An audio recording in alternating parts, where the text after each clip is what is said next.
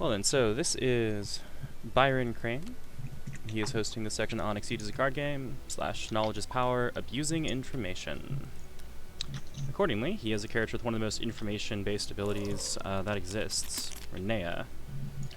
So, Renea's character ability, actually, why don't I let you? Yeah, I'll do this. Renea can play her continuous boost face down, which means your opponent has no idea if you played light or defend or fierce, or even this boost over here, fake out, which is actually just a prep action that looks like a boost.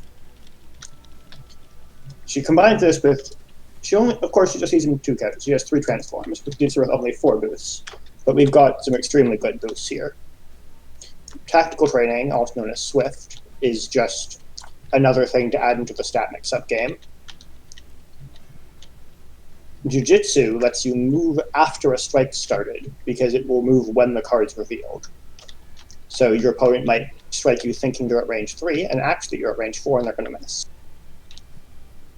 And Conspiracy Unearthed, well, we'll get into that one in a bit. Renea basically has everything you could possibly want other than damage numbers. If you look at her specials, we've got 0, 2, 2, 3, and 5 power. And compared to, like, the vast majority of characters in the game, that's a little depressing.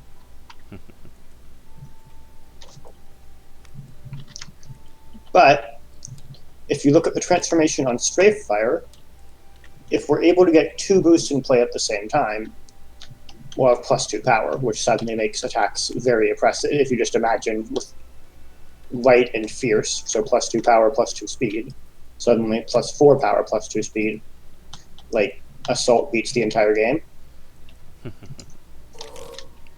Thankfully, a transformation this strong is on a very hard attack to hit. Oh wait, no, sorry, I'm getting a message saying it's a range 4, speed 6 attack. Yep, that's 2 points above curve. Oh my goodness. It's fine, because they can play EX dive and guard through it, and then miss because you retreat 1. This is ridiculous. Yeah, we'll mention Straight Fire a little more when we talk about the Fireball meta. It's a very good projectile. It is actually fair in the Fireball meta. Against the normals, it looks disgusting. Notably, Straight Fire, 2 power, and if you play it from starting positions, you end at range 5. Irradiate here, 3 guard, and if you're at range 5 when it hits, does 5 damage, so it trades up. Except that we get double down, which is a little stupid. To be fair, so is launch sequence. Yep. I think double down's better, but it is a pretty even trade, ultimately. Alright, mind if I switch you to Team Spades? Of course, go ahead. So what we're going to be doing is I'm going to be playing some Exceed, and we're going to be talking through the decision process. Hopefully that will give people some insight into how to think about the game, because as much as theory crafting is useful and interesting, it might help to actually see some of the stuff in practice. The speed curve is going to comp a lot, information is going to comp a lot, and just remember, Exceed might be a fighting game, but it's also a card game. And if you don't have any cards, you're not going to be fighting very much. Alright.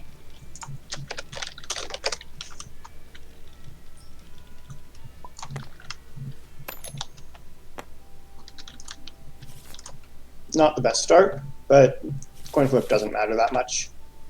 Opponent's most likely going to go first, but that means we get an extra card to see. That might be Strafe Fire. So, mulligans. To talk about mulligans, we have to talk about the matchup. There's this card called Toxic Tendrils, which appears to say if our opponent picks it up, they win the game. The reason it says that is because this transformation, combined with Rimless's ability to make anything an EX at will, lets her break the speed curve by 2 points instead of 1 at will. It's one of the best transformations in the game. Maybe the best. Okay, so we need a card that beats Toxic Tendrils. Toxic Tendrils, of course, hits at range 1 to 4, speed 5, power 5. Because it's EX, because our opponent has played the game before. With 1 armor, 1 guard. And there's a perfectly good card that beats that named Cross in our hand. So we'll keep that one. Notably, for those who are not familiar with Rimless, Cross beats all of Rimless's opening options. So if you're a Rimless player, please don't EX on turn 1. The opponent will just cross. We mostly just want to look for Strafe Fire, but there is a question as to whether we want to keep either of these. I'm going to keep the block so we can use it early to parry and try to get some hand info. But it could go either way. You definitely don't keep both of them. We got one boost we can play. Renee likes to play boosts early, so that's fine. We're good to go.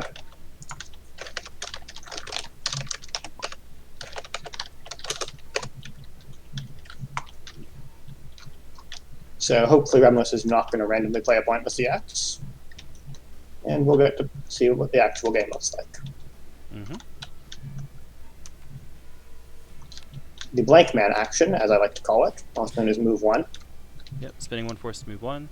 Sets her up at range 3, which means she actually has options that beat cross now.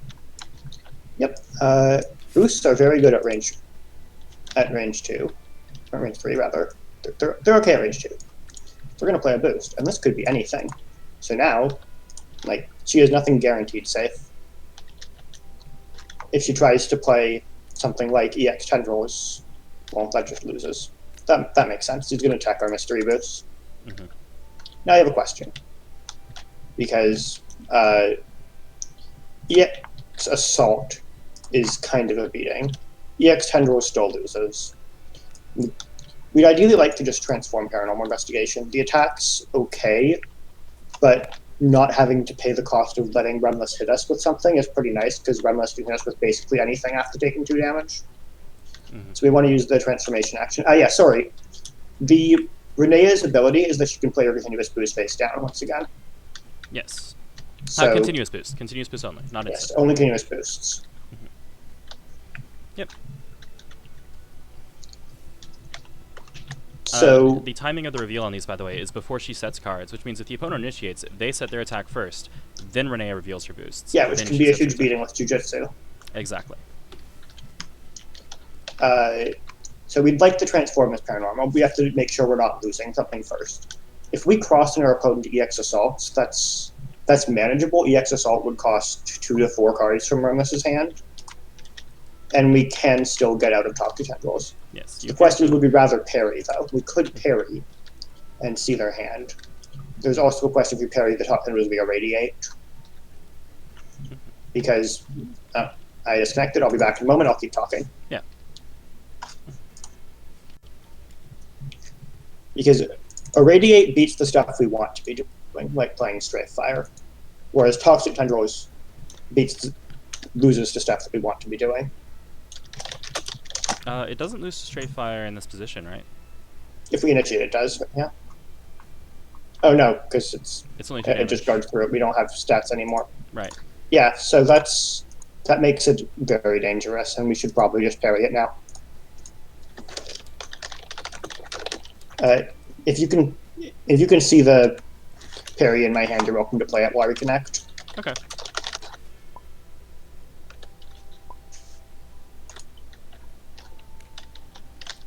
Alright. Can you promote me, please? Certainly. So, generally, and as the courtesy, people will allow you to copy their hand. You could write it down if they don't let you. It is notably harder to copy hands in real life, just so you're warned. Yes. Unfortunately. Just bring a separate copy of every character to the game.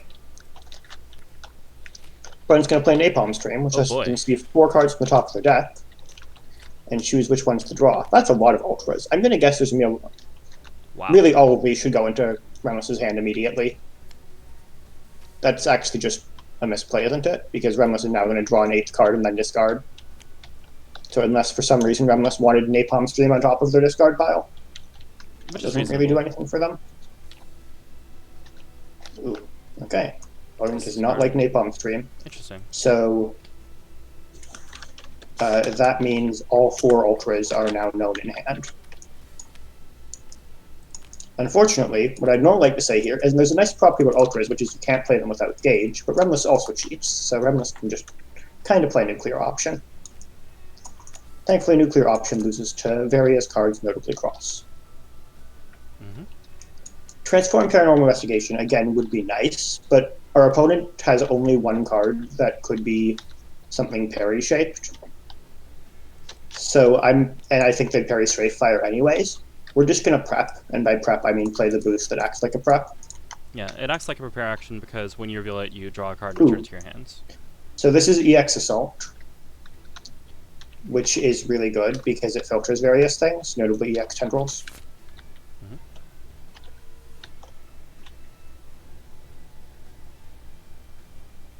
Yeah, Renee can kind of cheat hand size with this as well. I basically have 8 cards in hand. I have these 6, the flare and the card I'll draw. Interesting. 2, 4, was that both consumptions? Yes. So he paid one of the ultras as 1 force and the other as 2 force in order to qualify for his character ability. Alright, this is an EX attack. We are not allowed to lose to EX toggle tendrils, but it actually can't be EX toggle tendrils because there were only these cards in hand plus 1 unknown card. So it could be. It could be the 1 unknown card. Yeah. So you have to think about this for a bit. Nuke is the obvious thing, but I would just EX the nuke naturally. I can understand why you'd want the boost, but I wouldn't make that play. EX ground 0 here is kind of questionable. It loses to a lot of things because we aren't at range 1, but it does make us regret trying to play Assault. Caustic Vent would be okay. Like, it would suck to get Caustic Vent stunned by Cross. We should resolve our boost, what we think. So we draw a card, we return this to our hand, we see a sweep. So normally, the answer here is you never lose Toxic Tendrils. It's just really painful. However, we are kind of allowed to lose Toxic Tendrils here because our opponent has had 1 card from a shuffled deck to find it. As long as it's that we're losing by trading with sweeping. We still can't hard lose to it. I think this is a nuclear option, though. Like, that's my read, at least. Because nuclear option would add these 2 ultras discarded to Gage, and that makes it make sense why they spent 2 ultras instead of anything else. So what I actually want to play is this flare, or this dive. Flare also beats the ground 0, which I don't think makes sense to play, but well, they both also beat ground 0, right? No, dive doesn't, flare does. So the reasonable plays here for us are kind of flare, cross, and sweep. Cross beats nuclear option, and ground 0 loses to caustic vent. Flare beats nuclear option, and ground 0 loses to caustic vent. And sweep beats caustic vent. Is basically where we are. And trades with everything else. Yeah.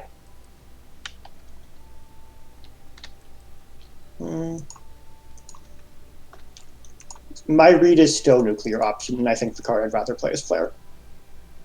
But this is a reads-based play, which honestly maybe I shouldn't be doing if that's not what I'm presenting on. We're also wrong, but that's fine. Well, it still covered what was probably the worst case. Yeah, we didn't. It wasn't a disaster. We didn't lose to the nuclear option. Right. We could very reasonably play this paranormal investigation here. Oh, let me answer the question in chat. Yes, so this is an actual match. Byron is presenting on his topic with the medium of playing a game against Jay, who is going to be the next presenter afterwards. Yes. There should be probably 2 to 3 games played total. So we could very reasonably play this paranormal investigation, but we do need to have an answer for this ground 0 if we do, because EX ground 0 catches out dive, which would suck. Or not, sorry, cross. It also catches out dive because it goes faster and stuns it. Yeah, I mean, it beats virtually everything. That's the beauty of it. Yeah, so we've got a couple options. For instance, we could play light, planning on diving across, but that's really expensive. Like, what I'm most interested in doing is probably just crossing to range 3, but that's still, well, if he EX ground 0s, we know he doesn't. Yeah, if he EX ground 0s, he's probably discarding a lot of cards right now, including a nuclear option. And maybe it's just acceptable to pressure that with the EX assault, because we get no return after.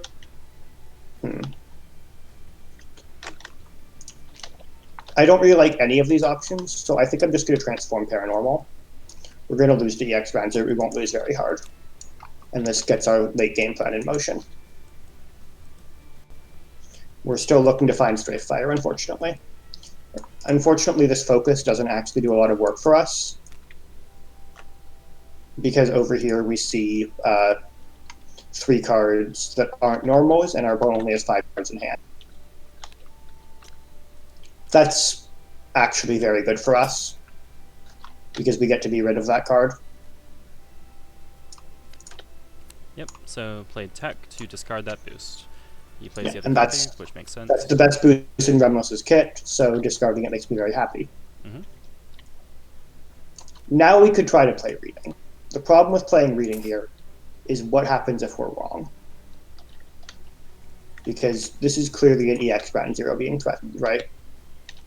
Mm-hmm. We could cross out and only take 5 damage if we're wrong, and we would hit for 3 first, which is tolerable. But that's ideally you get better than tolerable when you're paying for the strike, you know. Mm-hmm. On the other hand, if we were correct about a reading here, it would be very good, because it would eliminate the nuclear option boost from play by stunning it. So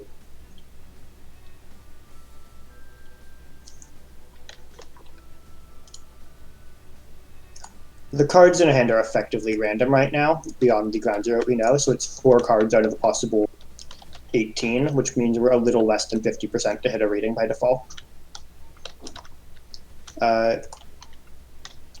So my inclination is just that we're going to have to prepare and eat this loss. We can get the reading later.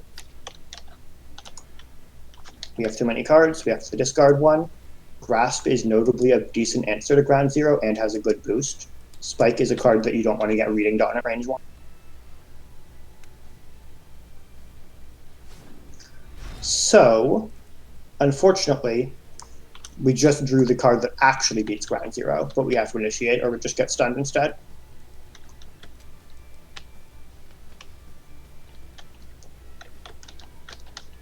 I'm just going to play the cross. I think my opponent's just been playing pretty obvious good stuff at the moment.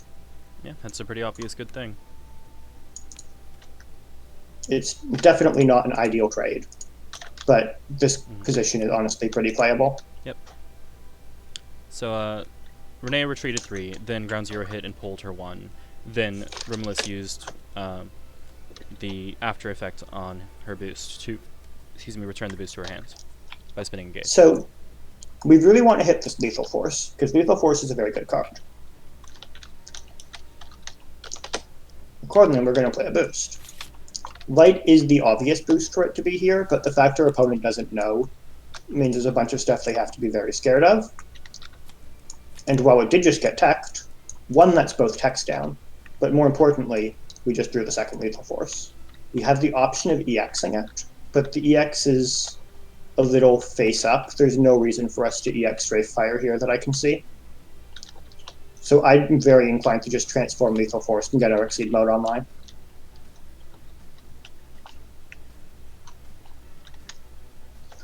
This would be a very good reading if we got it, notably. We could read Focus and strike with EX Lethal Force. There's only 1 cross left and 1 assault. And cross and EX assault are the things that beat EX Lethal Force here. Yeah, one Caustic Venter if our opponent discards a lot of cards. There's still 2 Strafe Fires, so we're going to get the Exceed mode eventually. We just need to draw into it. So I'm going to reading an EX Lethal Force. If our opponent does have EX Focus, which, you know, they always could, they're remless, we trade, and that's completely fine. We unfortunately all the continuous boost in play. And if they don't, they have to have pretty specific things to actually beat this here.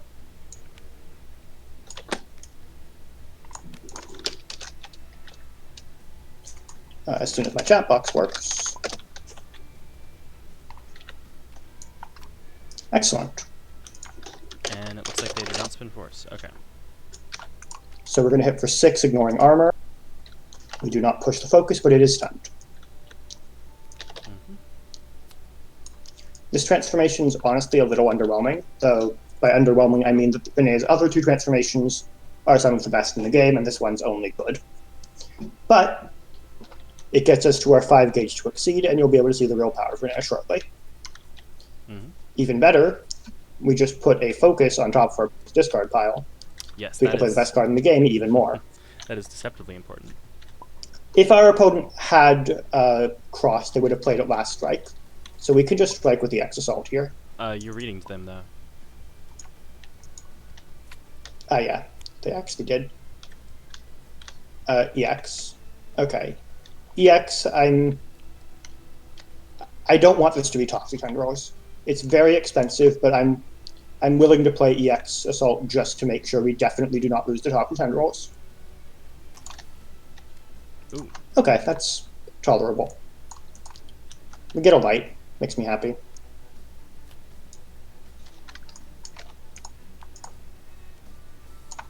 I'm not sure how you get the light. That's going to end up in her gauge. Oh, no, I'm not paying attention. I'm sorry. All good. So, we're going to spend 1 gauge. By the way, as a minor but important technique, you should spend the good cards from your gauge, so they'll be in the reshuffle. Mm-hmm. Cross is a better card than Assault, so we spend the bonus. Yep. And now we flip over. You get a briefcase. Briefcase will be over here. Yep. So The briefcase gets the top 3 cards from our opponent's discard pile. Our opponent is now sad. yeah, this was why that focus being on top of discard was so important.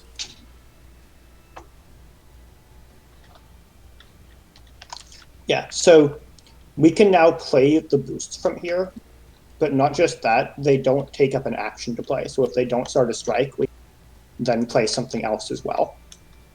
So for instance, if we wanted to just, cosplay Remless, we could play an Initiate Launch right now and have an EX attack, and then immediately strike with it, which is much better than Remless can do with it. We are not going to do that, because that's our only continuous boost here. So for now, we're just going to prepare. If our opponent just wants to prep and build hand, we have a guaranteed reading that they can't get rid of. So we can just reading them in a minute.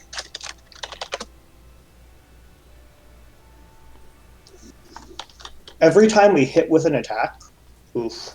Oh, good, that's not tendrils. That's fine.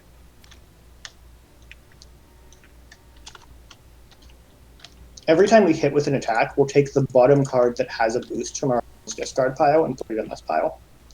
Unfortunately, our opponents left some garbage in their discard pile, but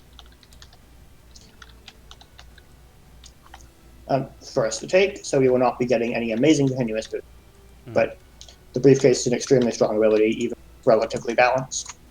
So Terminus observes, they thought the transformation on paranormal investigation was fairly weak because 2-4 seemed really expensive. Is 2-4 expensive? 2-4 is absolutely very expensive. However, what you get for it is absolutely worth it. Mm-hmm. If you're sustaining a boost that is light or better, so +2 speed or something that is comparably valuable, then you can win combat so much, it's worth it. Okay, so it's time for us to hit with Strafe Fire, because Strafe Fire is busted, and I like to play with Strafe Fire. To hit with Strafe Fire, we need to get to range 2 to 4. Preferably, we want to get to range 4. Unfortunately, range 4 is over here, which is terrible. A normal character would have to spend a lot of resources to move to range 4. We're not playing a reasonable character, so we get to use Transform on Lethal Force here. We're going to play a boost. And just to confirm, I will do the entire parry and then move. We're going to parry Toxic Tendrils. Again, you might recognize us as having done this.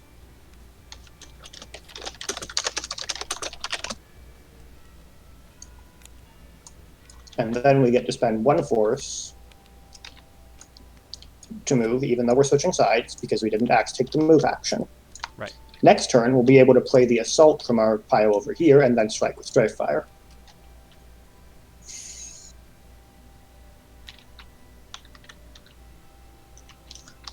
This is range 1. It would be scary for this to be EX ground 0, and our opponent switched from saying no EX to no spend in chat. And if it were ground 0, it would be EX'd from Irradiate, so we're going to play Flare because we don't want to lose the game immediately. Nice. Unfortunately, that is not what we wanted it to be. Sorry, a little bit of Rimless cheering slipped out there. I'll allow it reluctantly. My thanks.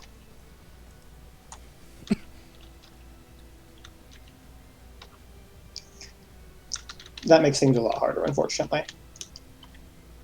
So we're going to go with the alternate method of getting to move one space while playing as Renea. We play the card that says you move one space. And move one space.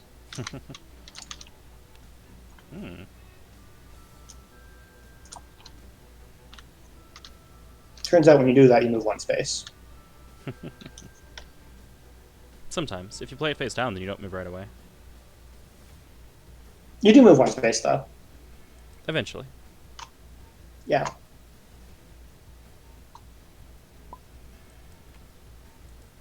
Our opponent's continuing to... Yeah, that's actually discard 1, draw 3. To be yeah, the reason they say CC2 is because of this transformation power cycle. So we're going to play this Assault. As and move to a range that sucks less. Yeah. The question is, do we want to move to range 3 or range 4? We have +1 power in play this time. So we could actually move to range 3, and EX Tendrils having a defense of 2 would get stunned by Strafe Fire, leaving us at range 4 with the Strafe Fire in hand, which is pretty good. We could also EX the Strafe Fire, but there's no real reason to do that, from what Strafe Fire should already be unbeatable.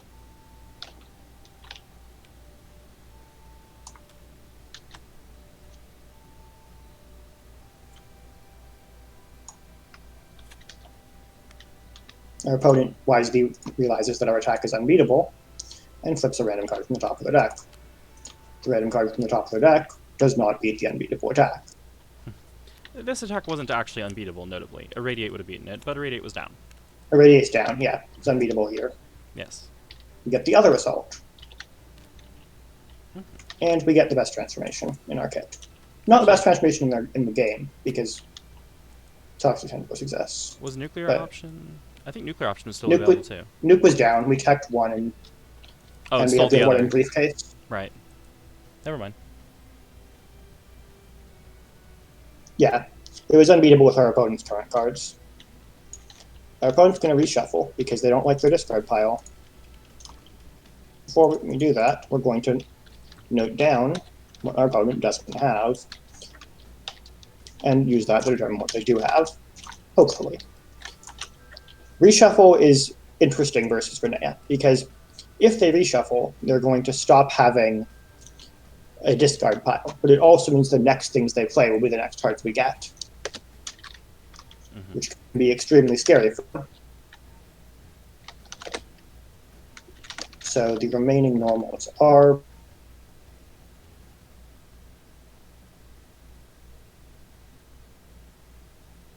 well in this game. You should probably start doing it. When your opponent reshuffles, in most cases, you want to be writing down what's left. You don't literally always have to do it. I'm going to also do this in a different window because TTS is pretty.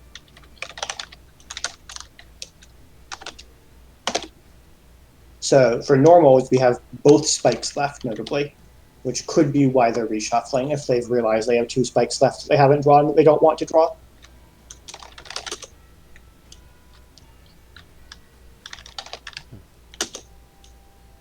Napalm, Caustic. I'm going to step away for just a minute and leave the floor to you. I'll be back. Alright. Ground 0, 1 is transformed. 1, 2, 3, 4, 5, 6, 7. There's a third missing special here. It may not be the most engaging part of playing this game, but it might be the most important.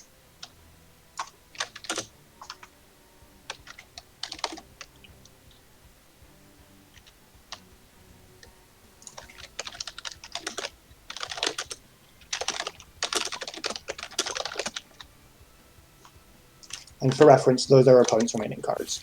They would love to do this without having a spike, but it's so hard for them to not have a spike here. On the other hand, if we let them change cards, they'll just, change cards away, all those spikes for new cards. But we don't have anything in our hand that beats them with reading. What do? Well, we kind of just prep. It sucks, but We have the unbeatable Strafe Fire if they strike, unless they top decked into something very specific, namely an Irradiate instance. And we need to get momentum going. This is what we wanted.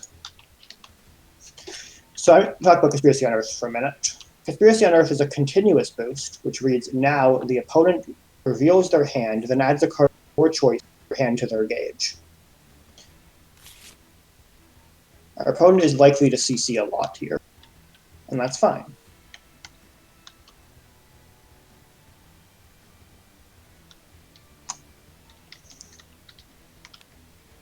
No. Interesting. So that's an interesting play. It really strongly signals that my opponent doesn't have a spike. But the question is, can my opponent, because if I have a spike, they know I have a reading available. And I could just read their spike and beat them. And if you look at what happens if we don't have, if we don't hit with the spike, it's a disaster. If you don't spike, because they're going to play Toxic Tendrils, get to the other side of us, and dodge the sweep that we would play. And that's not okay. So we've got a couple options here. We could take the Toxic Tendrils out of their hand, but they're not going to let us play Reading if we do that. Or we could play Reading, move to the corner, and play Sweep. This means Toxic Tendrils wouldn't dodge our attack, but it would still hit us for 5, and I don't like that. So as much as I'd like to use the transformation Reading move trick, it's too risky to lose Toxic Tendrils, so we're going to give our opponent some free gauge.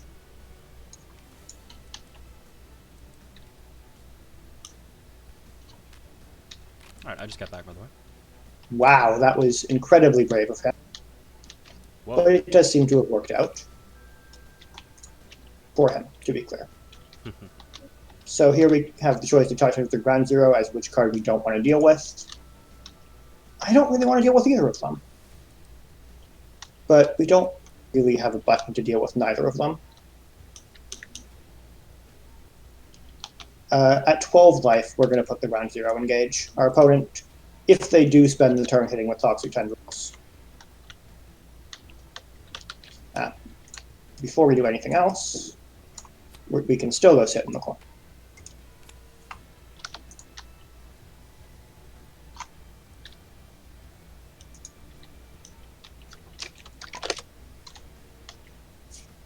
Or? Oh. I guess he's considering EXing something. Yeah. Because there's no way he's going to hang on to the levels with a known reading. Yeah, this is why he went to sit in the corner. Because if he does play Tendrils, we can sweep him. And, like, that wouldn't have been ideal to do last turn. But... or he's going to CC even more. He meant that kind of CC4. Okay. That makes sense. So we've actually got some subtle pressure here. We can just do this again. Take his Tendrils, give him gauge, see his hand again. There's probably a normal. What's he going to do about it? Change cards again? He's not going to have a deck if he keeps changing cards every time he reveals his hand.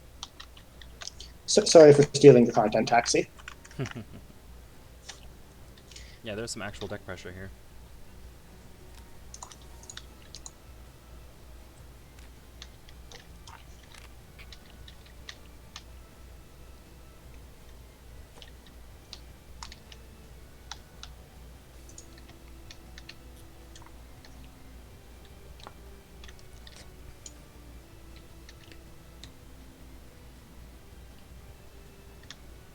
This is a little scary.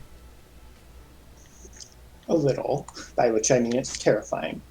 So the problem here is that our opponent has 2 sweeps in their hand. And EX sweep makes our +4 power sweep look like garbage. And our +4 power cold shot look like garbage. And our +4 power strafe fire still lose. Now, we have 5 cards in our deck. And a fair number of them are okay here against EX sweep with +4 power. And I think we have bigger threats to deal with at the moment. Toxic Tendrils, he just can't play anymore. It'll just get straight fired if he. Consumption still costs 4 gauge, and the attack is honestly not that scary. If he searches his deck for cards, that's fewer cards he has. And reading, so he could play EX sweep and guess we have a sweep in our hand.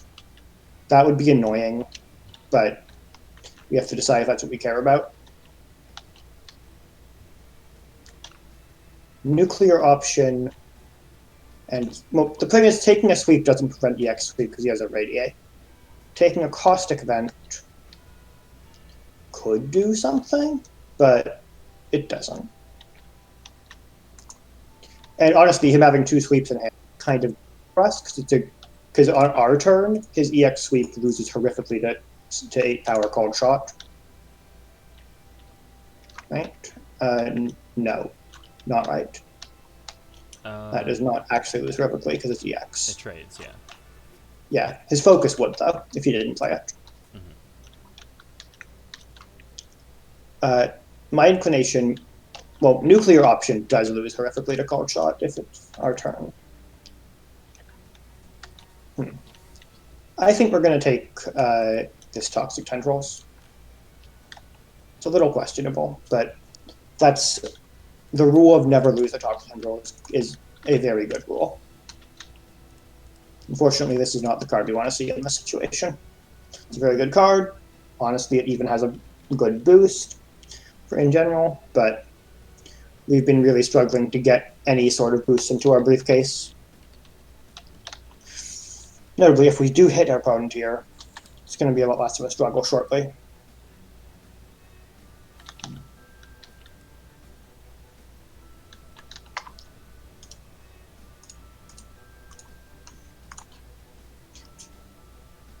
Something I think that's really worth keeping in mind, as much as this toxic seed is game, is you have to play both. We've been focusing on hand control, making our opponents sit around and decide how many times they get beat by reading. But we're also doing it while keeping in what range we want to be at, using the transformation on lethal force to move around. We're not just playing these for hand info, it's also +2 power from double down. Playing with information while also making sure that you're not in a position to just completely lose combat. Yeah. And that's definitely a big part of why this game is cool.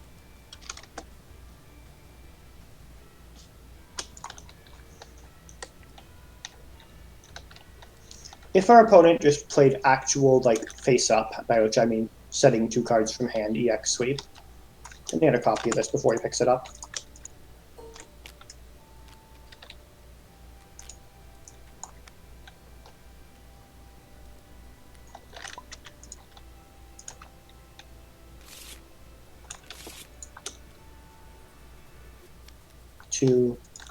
Okay, so it's extremely unlikely to be the other sweep because he just spent. Cross. So we go ahead without cross. We note what he just spent, which is this. So the sweep, spending the sweep here would be extremely to me because our like playing EX sweep because he's trying to play a reading and he could just have actually EX sweep. The question is how confident are we in that and how are we doing in the game? Because like hitting with a 4 power strafe fire isn't ideal. And even EX caustic vent actually beats the strafe fire. If we get caustic vented and we sweep, we're in really good spot. But okay, so he wants to play sweep because if he doesn't play sweep, then we get to reading his sweep, which wouldn't be EX'd unless he spent 3/4 on it and play something that might beat it.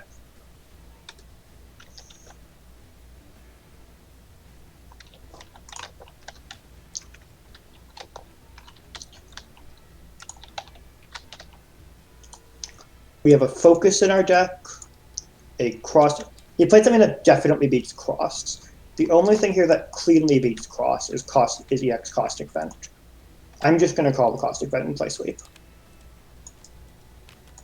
Nice. Awesome.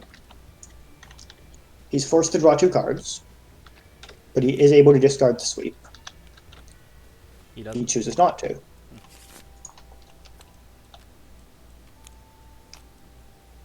We're going to take, we did not take our 4 yet.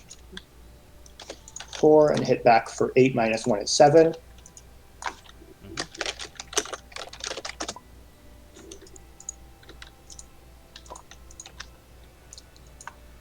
And thankfully, we pulled the card that we knew about and didn't want him to have. We could sustain one of these boosts, but they kind of do a lot of nothing.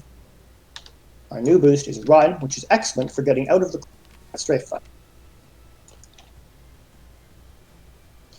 Yeah, Renea plays a lot of BattleCon.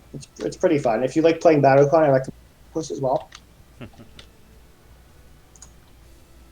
Did you say you recommend Rimless as well for BattleCon? No, I said Iaquest, because he plays 2 cards every strike. Plays 2 cards every strike. Yeah, Zolt plays 3 if you're a Malingrax man. So we're going to get out of the corner, and we're going to. This is actually a very high pressure move, because next turn we can retreat 4 and strike with Called Shot. What was your second action? It was meant to be prepared, but I didn't take my second card. Thank you. Mm-hmm.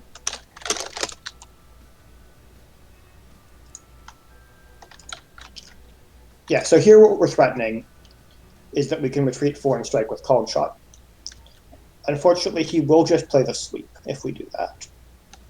And he's going to instead just play the sweep in a different manner.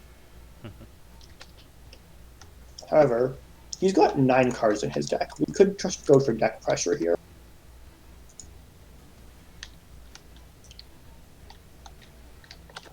Does he have an Irradiate left? Good question. Looks like He does.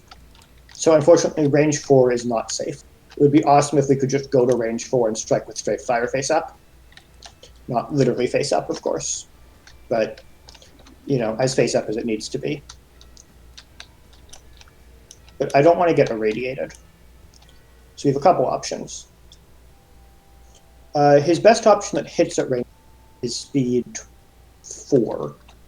Talk to tendrils. EX plus 2 is 7. We can make a speed 7 attack at range 4. That's also very safe.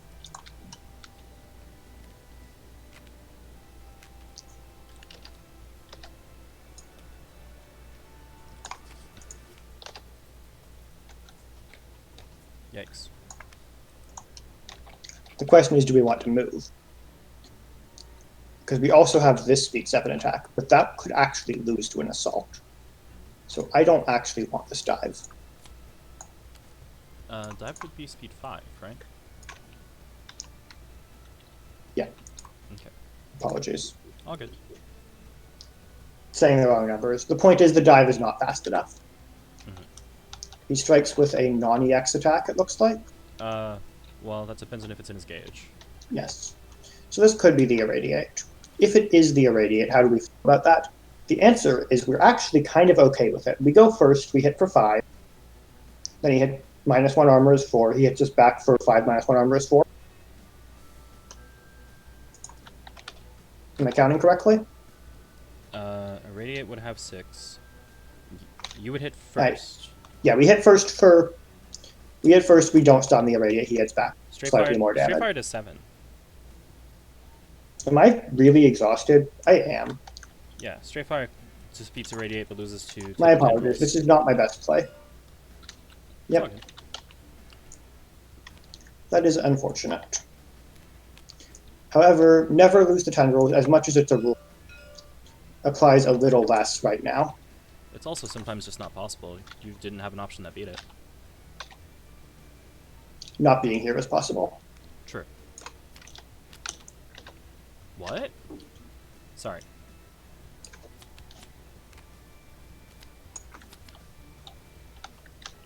What's it going to do for him? Turns on consumption? There's no consumption left, is there? Oh, no, there is. Huh. Neat. Maybe that's his win con. Okay.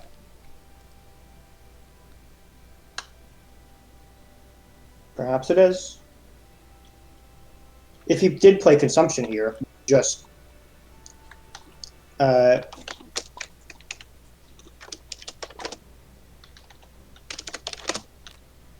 He changed his mind. Okay. Interesting. Well, you can still afford consumption, but that was interesting.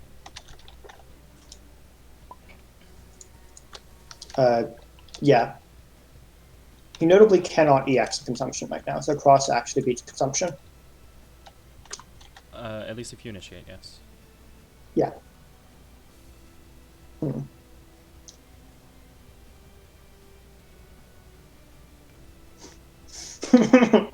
That would be a little suboptimal, unfortunately.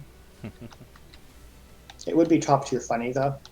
Yep. And this sweep So is if there's not not being familiar, the known boost for on it. consumption lets you return a card from your gauge to your hand, and then all copies of that card from your discard to your hands.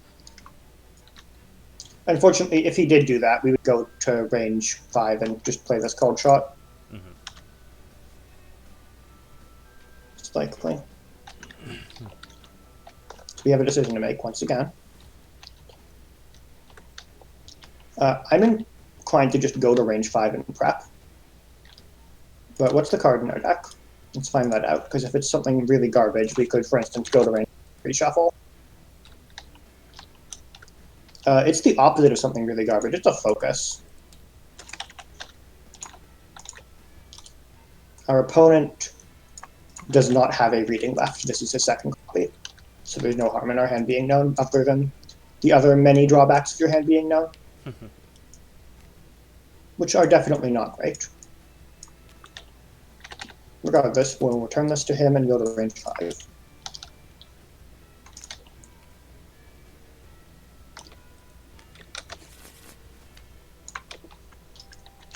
That's an amazing draw. Yeah, we have access to parry now. Yeah.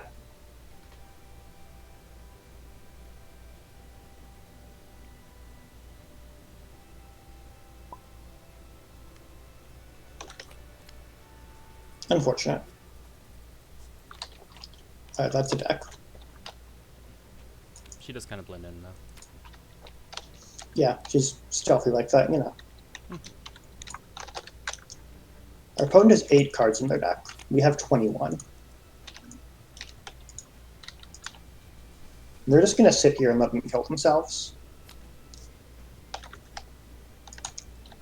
With some minor variants. Yeah, there's a few things that can still hit us here. Yeah, the biggest thing is Irradiate, which makes me very much want to parry Irradiate right now. If we do parry the Irradiate, I think we're in quite good shape. Is there a Caustic Vent? There is a Caustic Vent. If we parry Irradiate and then get Caustic Vented, what do we do about that? She'd have to exceed first. Caustic Vent doesn't hit right now. No, I mean return Caustic Vent to hand. With, oh, got it. Like, Boosting with Reclamation. Got it.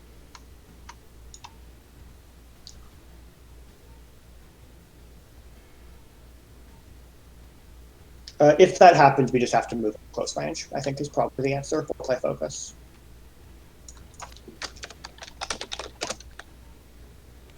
Got it. Awesome.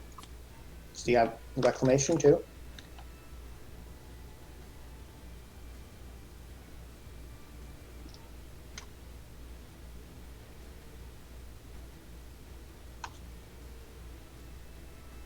We're extremely unlikely to see a win by deck out unless we get to reading a focus, which can't happen because both our foci are down. However, there's the related property to win by deck out, which is win by forcing our opponent to play a normal attack that loses. Our opponent has 2 dives and 8 cards. Remember that from current positions, The EX dive. EX dive, yeah. EX dive is terrifying, regrettably. And our hand doesn't currently beat it. I mean, you have an option that would survive it, but yeah. That's not beating it. Notably true.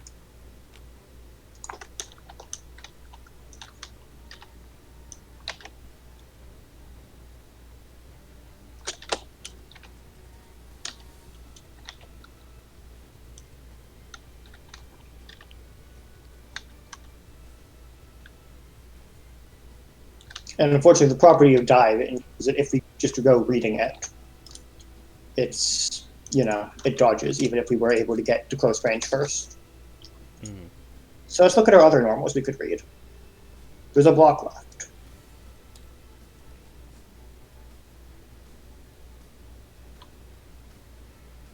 And reading the block's actually pretty compelling here.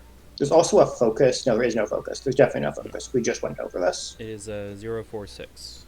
Block, dive. 0446. Yeah, 0446, sorry. If we read cross correctly, the game is kind of over. Not is my perspective. quite. But yeah. Very little resources. Right. So you can exceed and play EX Dive, and that's about it, but that's pretty good. Yeah. We do still have a lot of tools for this, but we have to find them. Mm-hmm. I'm just going to change cards. Kiribethion, no, we are searching discard piles which are ordered. So if I right-click this and search, the first card is the bottom card, last card is the top card. We're not actually searching decks, we're searching discards. Searching decks is not legal, although in casual play, people will often allow you to search your deck as long as you shuffle afterwards, but ask permission first. That's awesome. Oh, changing cards. I think that's succeed. Oh no, it can't be. It could be move though. Change cards is losing. Oh yeah, change cards actually kills, so this has got to be a move action. Oh, EX. Oh! Or it's EX Dive. Okay. EX Dive has power of 6? 6. 6. So we play EX Focus and don't die. That seems like the only choice, yeah.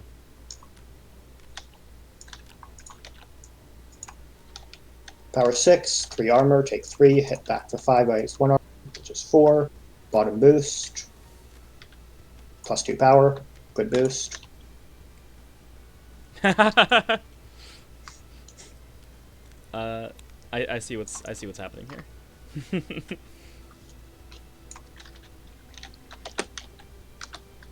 I think I see the play that ends this game.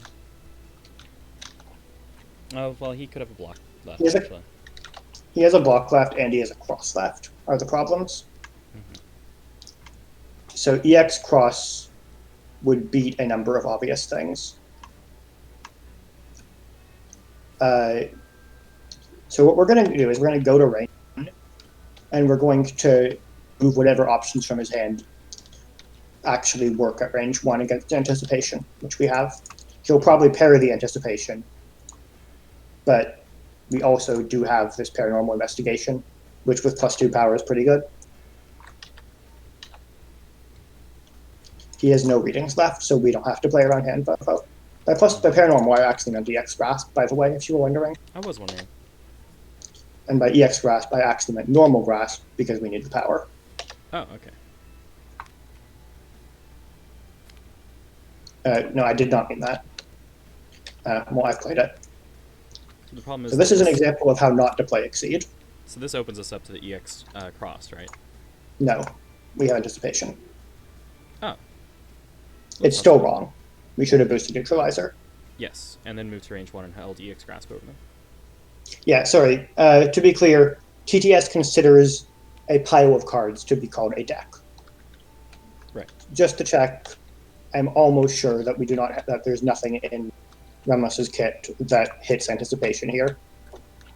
That is correct. Notice I said hits. Hits, yes, that is correct. Nothing hits. It's probably tendrils to dodge. That's tendril shaped. Close enough, yeah. But, you see, we weren't stunned. Ah, so we can spend 2 forces and after to sustain one of these. Yeah. There's probably a block in hand. Well, that's not actually how probability works. Just because our opponent wants there to be a block in there doesn't mean there is. And Grasp is down? Well, we'll have plus 2 speed. If we'd like it, which we would.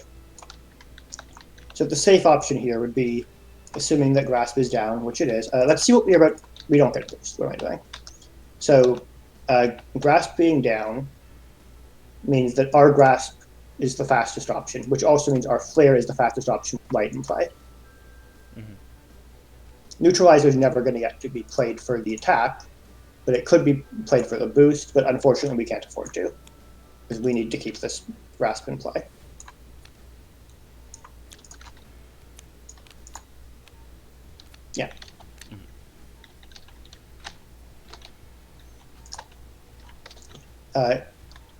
If he has the block, he should play it. And then we're in a not ideal but winnable situation. If he does not have the block, then this should be unbeatable because there's no focus. That's from hand. Oh yeah, that is from hand. It's still unbeatable. See, Renea players forget how boosts work sometimes. It's just one of those things. Because she gets to cheat way too much.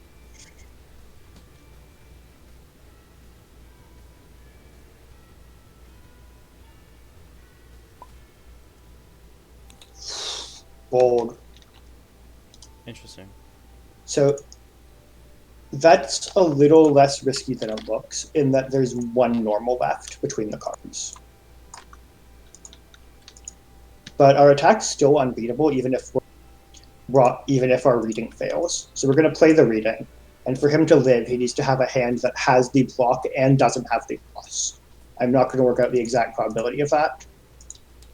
And just to confirm, we absolutely do kill the EX cross that he would play if he had to, because it has one arm and we have 5 power, 7 power.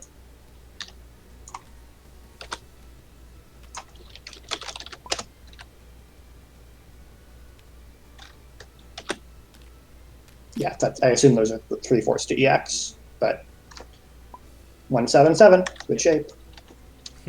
177, the dodges attacks after activating. Sorry. Nice. So that went kind of long, and I don't think we have time to play a second Renea game. No, probably not. But we should have time to show another character. This is going to be a less information-focused game. We're not going to threaten our opponent with the fact they could literally run out of cards to force them to keep cards in their hand that they don't want to and get reading this time.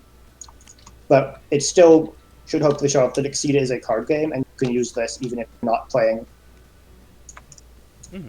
a character who's built to abuse information. Yeah. Both these characters have in common that they are very much about their long-term game plan. You can afford to not win a lot of strikes. You can't afford to heavily lose a lot of strikes, but you can afford to have a lot of strikes where you don't really win, as long as you are putting together the pieces of your long-term game plan, which are helpfully labeled as transformations. And the Exceed mode. Yeah, you also need to exceed at some point, but you know that correlates with having transformations. Yep. We're fighting the Beheaded, who is a different type of game plan character, but his game plan is to hit us a lot. His game plan is also to exceed. It's just going to happen a lot sooner in all likelihood.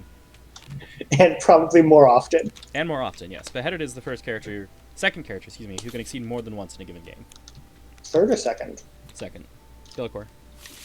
I knew Belcor. I keep thinking Tori he can't. Nope, he actually can't. Which is good, because he'd be a little busted if he could. Well, maybe he'd just be playable. I mean, no, he just doesn't want to flip back to front. Like, same issue as Belcor. Fair. Okay.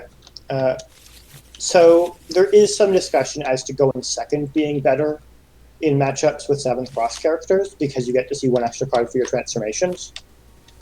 I think that's only even worth considering in a 7th cross versus 7th cross match, because our opponent is not going to see one extra card for our transformations here because we went first. And even then, I think it's usually wrong when you parry instead.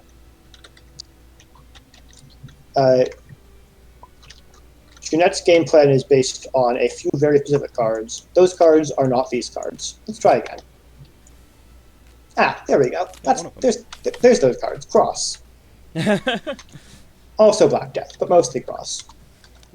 So Cross was of high value in both of these starting hands against both of these opponents, because for one, they can't catch Cross, the opponents that is, and for another, Cross is just a generally useful defensive tool. If you think your opponent is likely to be aggressive, having it in your opening hand is great, because it means you can just respond with it and then jump out of the way of whatever they're going to hit you with. Please note, it's not necessarily safe against characters with projectiles. But it is what lets us prepare here. Then just much more painful.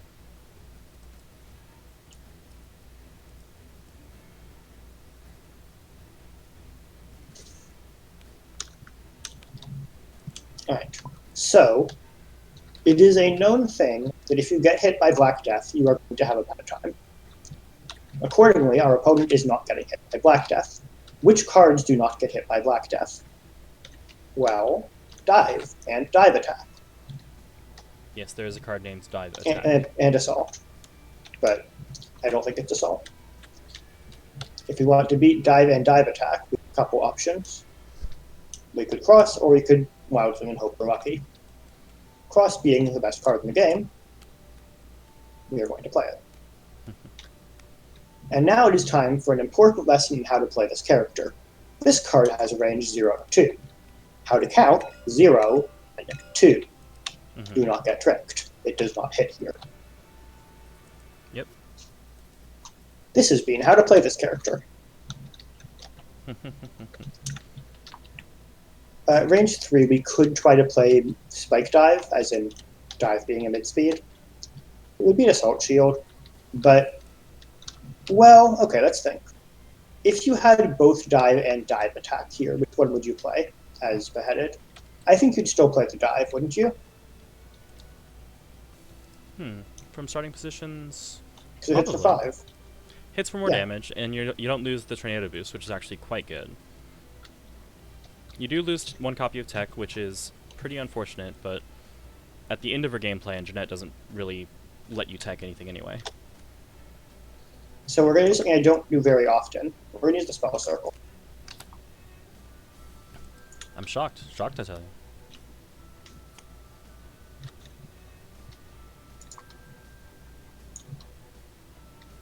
And the reason we used the Spell Circle is we had nothing we wanted to do, and that made our hand flip better. Profane Sanctuary is a reasonably safe attack, though obviously not against Bite. Yeah, so at this range, Profane Sanctuary is speed 6, so it's above curve. However, our opponent just boosted lights, which means we can think of our attack as being only speed 4, which is below curve. Yeah, which means he wants to play Assault. Assault notably beats our hand other than the Charnel Blast, which we're not going to risk playing. So we're going to do everyone's favorite action.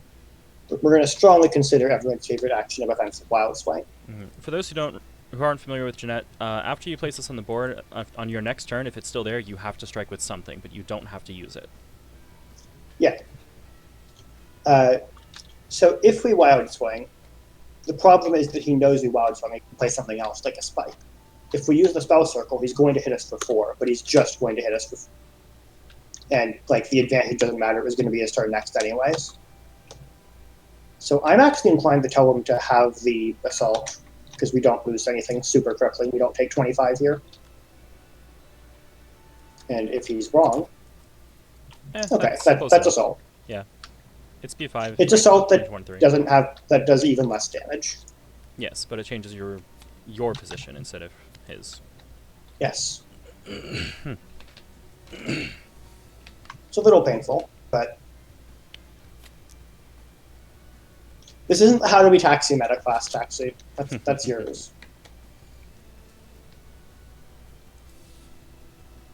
So we have an interesting problem right now, which is we have a lot of cards that are good, so I don't just want to change cards 25, but I don't want to play any of them in this situation.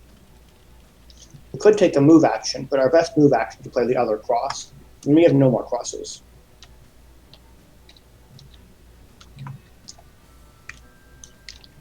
We could play Bloodthorns. We'd get Twin Daggers and cry, very possibly. We could play Cross. Cross is actually pretty good. It only loses to Sweep, and he's played a Sweep. And Assault Shield. Assault Shield doesn't do anything on front side before flipping that. Let me make a note, by the way, while we wait for our opponents to respond. You said earlier people don't lose to Black Death if they want to win the game. That is because of the transformation on Black Death, which I will show you later. Oh, wow. That is an early phaser. I'm totally okay with that, because I don't think that play makes sense. Well, we'll find out in a second here. We've got an option here. We can filter Twin Daggers, or we can assume it's Grasp and just Wild Swing. Yeah, so Phaser costs the gauge, which means he's slowing down his ability to exceed an upgrade, which is why it's extremely rare to see Phaser played this early. But it gives him a +4 power boost, and it gives him the next turn, so... Yeah. It was going to be his next turn anyways, though. Like, I wouldn't mind as much on offense, necessarily. So Twin Daggers is really scary, but we can beat it. The question is, do we want to try? I don't. We're a game plan character. Our game plan is to transform this Black Death. And if we had played that, we wouldn't have gotten to. Our opponent chooses to push, which does not, in fact, send us off the board. All right, 7 damage. We can actually afford this pretty easily. Yeah, we're most likely going to take 1, but we don't even have to. Yeah, so Death Knell being an Ultra is worth 2 force. This is also very much a late game card. It is rare to see this played early on. It is a very good late game card, though. It can win a lot of games. I'm happy to pick 1.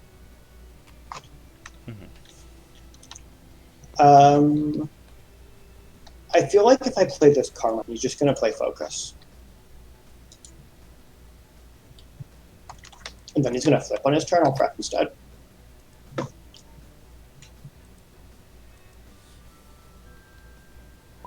So the point of landing Carmine is it has a hit effect, which lets you transform a card from your hands, which we would unquestionably use to transform Black Death, being, and you've heard us say this a few times today, one of the best transformations in the game. Yeah, this is a much fairer cost for it, in that at least we have to spend something and do a setup. We can't just discard 1 copy to transform the other. Probably Focus, but, you know. Yeah. So this is the quintessential not lost strike. We're going to take 4 damage for free and win the strike. Yep. The reason we're winning strike is because we're getting this transformation. Once per turn, after you resolve a boost or add a card to your Diabolic Aura, which we'll get to later, you may spend a force. If you do, strike. In other words, if you play, for example, Light for +2 speed, you can spend a force to strike, which is in other kits known as Preemptive Strike, and it is an extremely powerful boost. And it's just one of the many things we can do with this exciting, fair, and balanced character. Yes, our opponent, when they exceed, gets +1/+1 on their next strike and a permanent passive buff. Yes. So the next attack, no matter what it is, will have +1 power, +1 speed. If it is a special or ultra, it will also have +2 power. So it's extremely scary, and we'd like to block it, but we don't have a block in our hand. So we're going to take a page out of D's book and get a block. It's not block-shaped. What it is us being kind of okay with this. Yep. They moved out to range. We took the correct amount of damage. All good.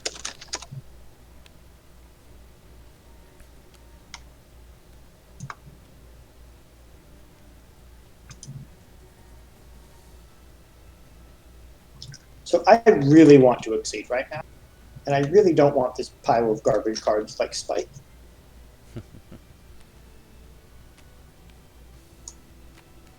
We could have spent the Carmine as well, but I want the Gauge.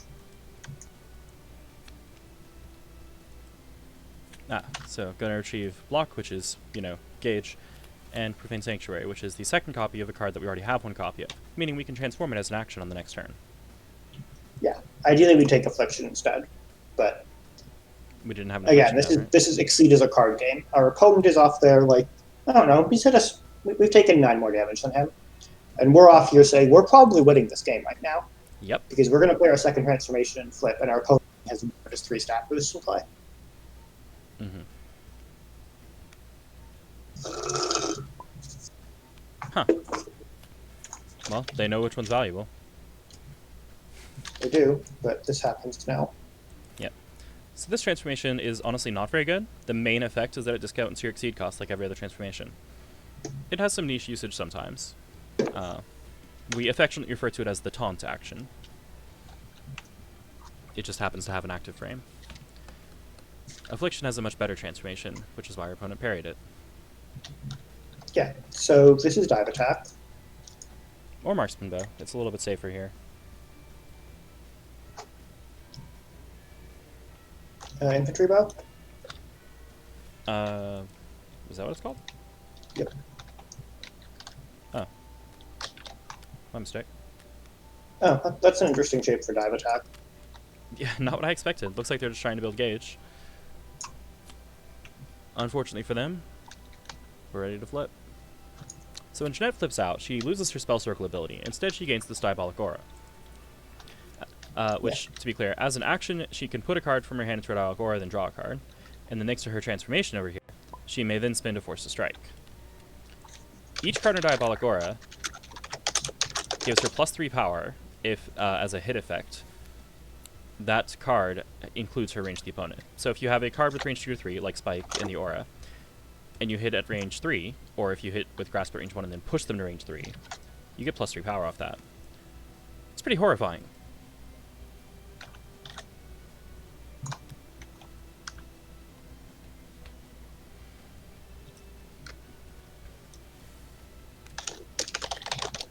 Normally this wouldn't work, but our opponent's +1 speed makes this assault boost to our nonsense. Unfortunately, they didn't have it. There's Only no one assault. normal. Yeah, there were 2 copies of assault left, so it was a pretty reasonable guess. But the consolation prize is we get hand knowledge. This is true. So we will take 4 more damage. 6 more damage. 6 more damage. I forgot about brutality.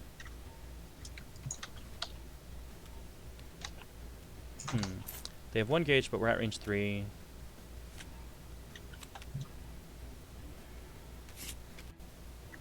They're going to play Twin Daggers. They're going to play Twin Daggers.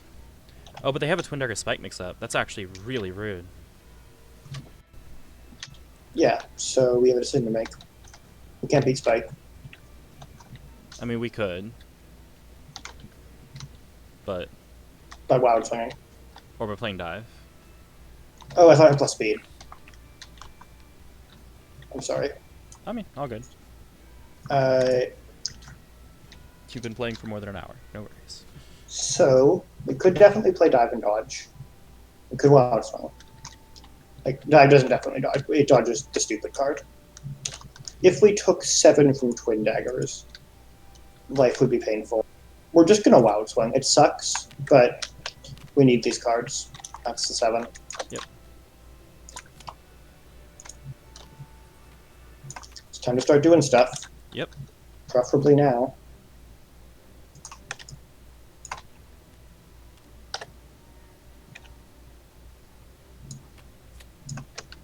So we now think about whether we want to play this Dive from our hand, for instance. We don't. That is the sort of card that can save us here. You might think you can play Dive Attack and kill us.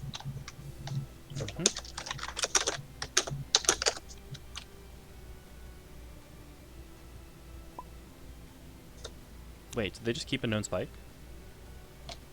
Yeah, there's a Spike in my hand, I'm pretty sure.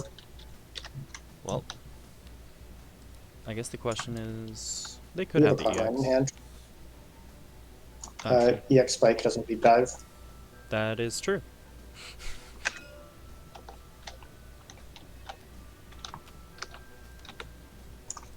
And that's 8 damage. Yep. 25. 27 minus 8 is 29. Oh, Sorry, it's 19. 19.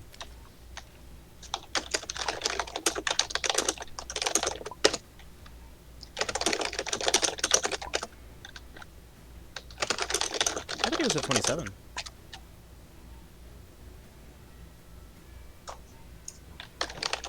Poiman Twin Daggers hits for 7. Oh, Oh, okay. nice. Life gap's a little smaller.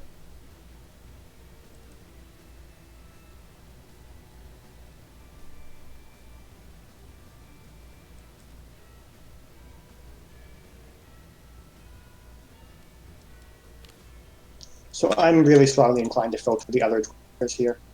If there is another Twin Daggers, which I believe there is. What did we hit with? Just cross? No, it can't be. Carmine. Wait, that was for 0. Yeah. I don't remember.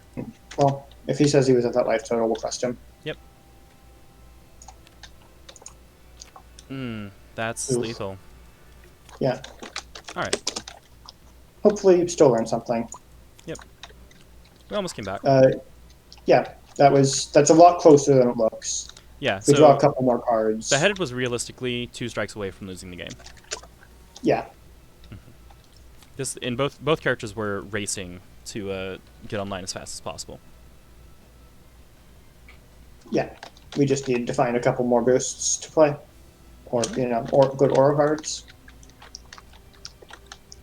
So, does anybody have any questions about the card game aspects of Exceed? Information control, card economy. I didn't really talk about economy that much, but it's actually one of DJ's huge advantages. +3 power is only a little better than +2 power as a boost. Like, if you had a character whose Exceed mode was if you have any boosts in play +1 power. That would not be a great Exceed mode. If you had for each boost you had in play +1 power, that would be an okay Exceed mode. Like that's decent, but you wouldn't be as excited about it as this. But this isn't that. This is your boost actions also draw you a card, as long as the boost you want is +3 power.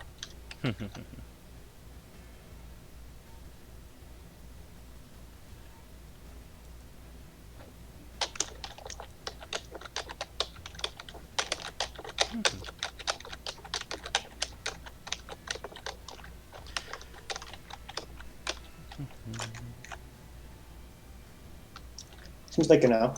Yeah, I'm looking up. So Poinman asserts that he thinks you should have treated it like a fighting game, option controlled and beat his strikes. So that's not usually how Jeanette wins games. Usually Jeanette wins games by ignoring what her opponent is trying to do, and then playing unbeatable things that deal 1 million damage. Yeah, if you want to play, cards that actually play as a fighting game, if you want to play mix-ups, you just don't want to be playing with these cards. Like, we've got a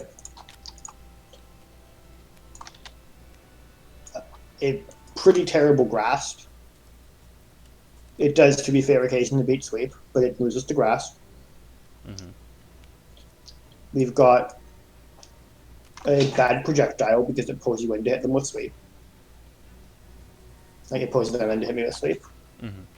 You've got a terrible assault, 3 damage, no advantage. Does beat focus at range 3. That's not the most common interaction, but it could come up.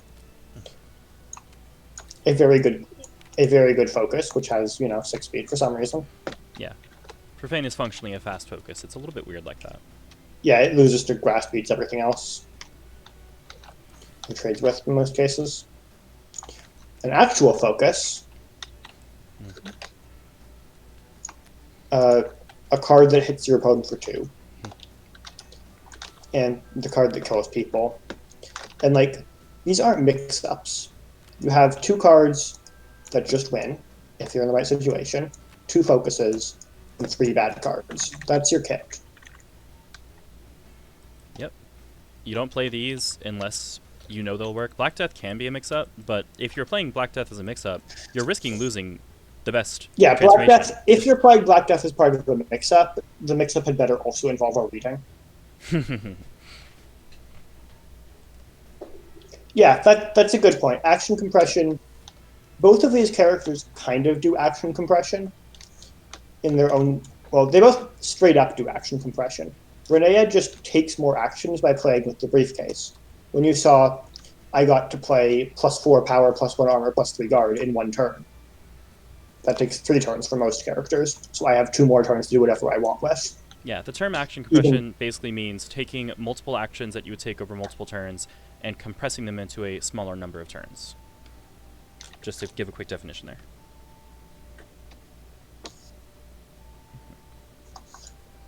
Yeah, I disagree with you about the matchup. Basically, Beheaded does make it challenging for DJ to execute their main game plan, but you still just have to execute your main game plan.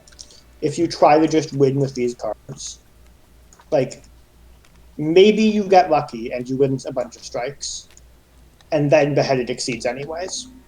Yeah, Beheaded stats will easily outclass You can beat this card, sure.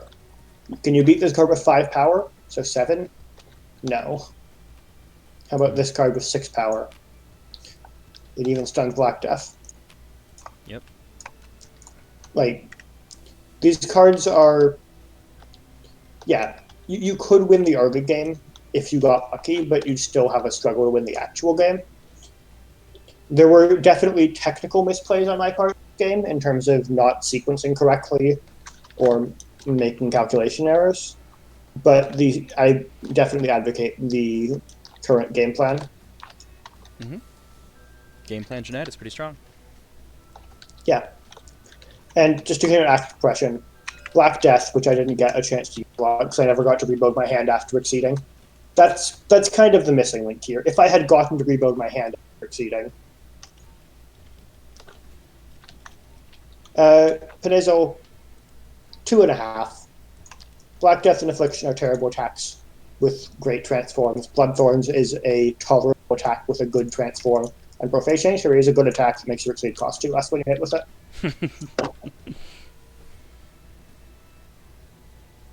Yeah.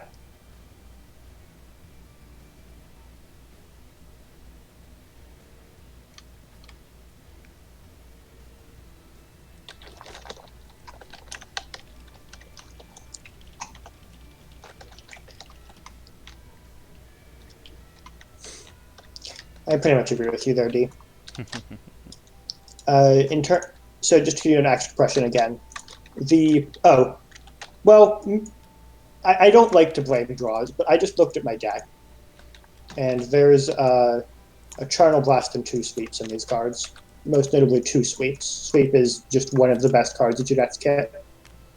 Mm-hmm. Both because it makes those like 3 for 12 trades happen, and more importantly, because it makes preemptive strike. Yep. +2 speed, So, 2/4 strike. Yeah, once again, we didn't have a chance to see the character in action yet, but Lucia is a very strong character, and one of their best cards is this boost. Judette gets this boost, as well as fierce attack, defensive attack, parry the card that you have that beats me attack, and whatever else she wants, as long as she can hit with Black Death. Yep. Man, that's a good transform. Yeah. Alright. Yeah, it worked out for you, Judette. Yep, we got about 5 minutes before the next section starts. So we can just relax for a minute. Thank you very much for your time, Byron. Absolutely. Thanks for having me. Mm-hmm.